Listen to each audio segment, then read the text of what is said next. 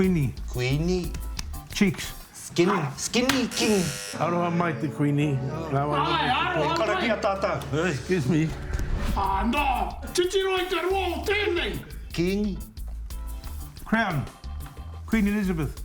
Ka hore I hono I a ngā wai o te pō. I roho tonu te hunga nei ki roto I te pō. Queenie. Queenie. Queenie. Cheeks. Oh, Camilla. Skinny king. No reira ka aro hae ki tō tātou Queenie hou. Ka pēhea te hunga nei te kite ngai te kupu. E tā tēnei. Oh shit. Māori e hoa. What? Ngā wai hunu I te pō. Heo. Oh, shit. No, not shit. Ko koe. E kōrero pēnā mo te Queenie hau tāhi koe ka mea. Oh shit. Aroha mai te Queenie. Karakia tata. Excuse me. Me karakia. Me kia ea. Karakia, me muru I te heo te tangata nei. Muru aku hara.